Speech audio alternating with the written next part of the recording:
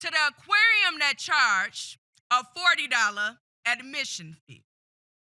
If I wanted to pay that much just to see a creature trapped in captivity, I fill up my own tank and visit my brother in prison.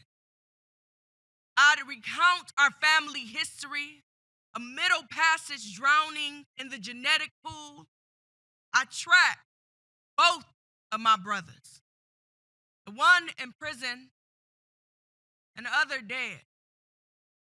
I track my sister's 5 children, each beautiful, black, and smooth inside of the foster care system.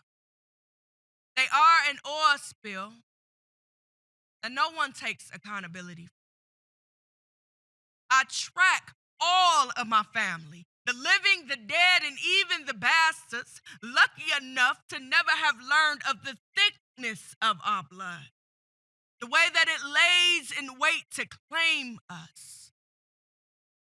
I track all of my family,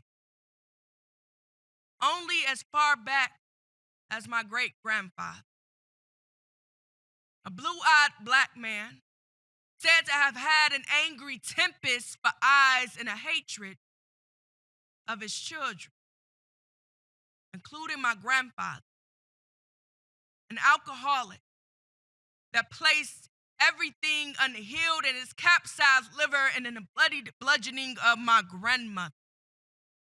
My grandmother's gun, empty, and an ocean of death sprawled across my grandfather's face, washed over each of their children.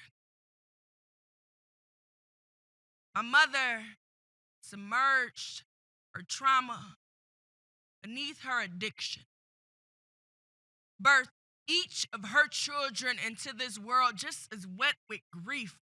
They say that blood is thicker than water. It's probably why so many of us drown, and why I find it hard on most days just to stay afloat. So maybe, just maybe, that $40 will be best used on teaching my children to swim.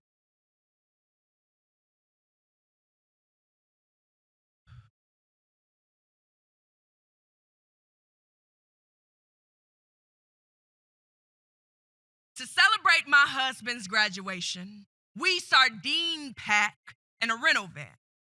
We beckon bloodline, black bodies before us to bend his name into chant. Real rave enters the vacuum of silence as he walks across the stage with cardinal cool that only Detroit men bear in their bones. Pride swells across our smile.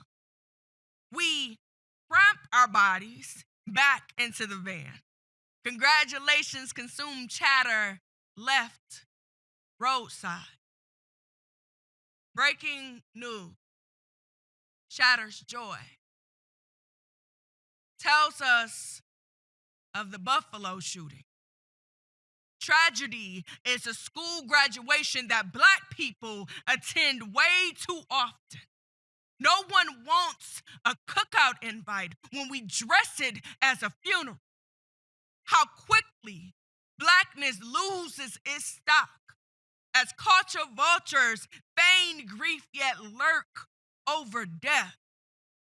Apologizing for history soiling our present centuries too late.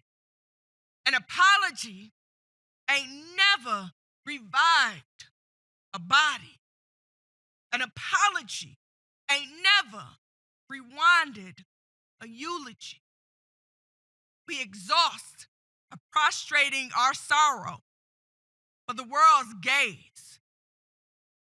A cobra will strike only after it's alarmed its victims. Must we continue to be rattled up out of our flesh before this country revokes the bounty on our bones?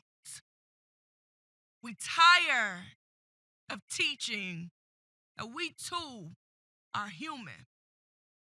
a hymn falling on deaf ears when we sing. What is a new world where blackness is safe? Sin finds us praying in churches and shopping for our families.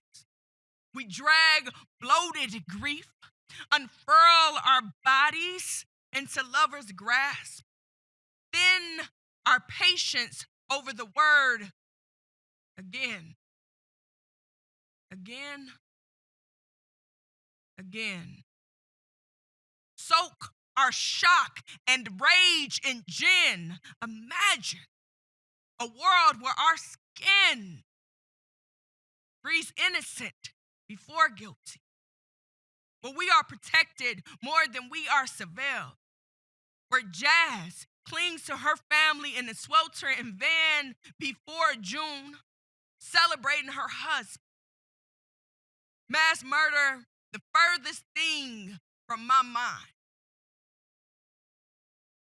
We wrap ourselves in mourning that day and refuse to die, memorializing the many souls gone too soon.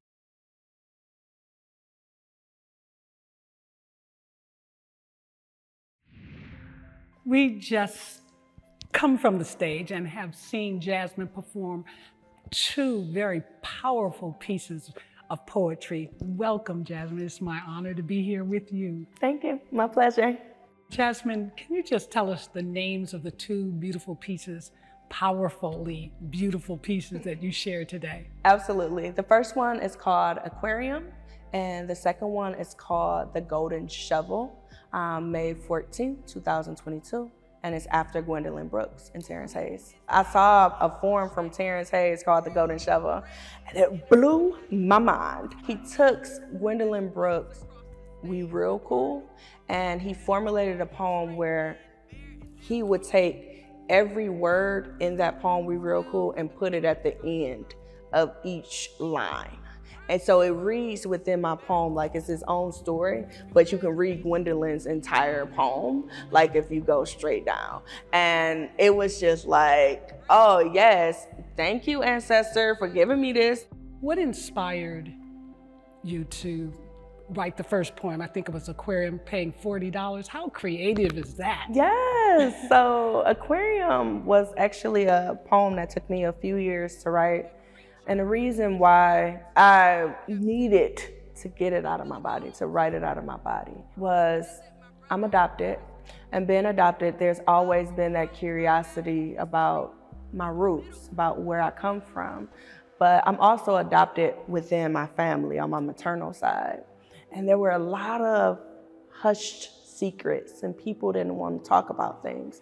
So it took me many years, and it's still taking me years, to uncover things that happen within our family. Intergenerational trauma is so real within like Black families, and what happens in this house stays in this house is like a Black adage that I do not like to adhere to, because I really feel like whatever you experience within your home, within your family, you do take it into the world with you. You take it into your body, you take it into your mind, you take it into your spirit, and you walk out into the world and you interact with the world with all of that weight. And for me, to not perpetuate a cycle, I have 2 children, and even though my children aren't close in age, I want them to be able to come together through a healed version of me, where I want to see myself as a conduit to connect. I had to do the research, and I had to talk about it because I wanted to break the cycle. But yet I also understand that some people within my family, they didn't have the resources, they didn't have the support, they didn't know where they can get help to talk about challenges, including mental health or other forms of trauma that they experience. But I just knew it was necessary for me to thrive. What is your vision for your work, for you, for the future? I've been really thinking about like, where do I want to see my artistic practice? And of course, I'm adapting some of my stage performance to the page and working towards a manuscript called Worth the Wait, Wait spelled W-E-I-G-H-T. And this manuscript will be focusing on race, sexuality, gender. It will be confronting motherhood, like, again, coming from a woman's perspective outside of that role, and, you know, from a daughter and from a parent perspective. Thank you so much, Jassmine, for your generosity, the power of your words. It's been an honor and a pleasure. Thank you.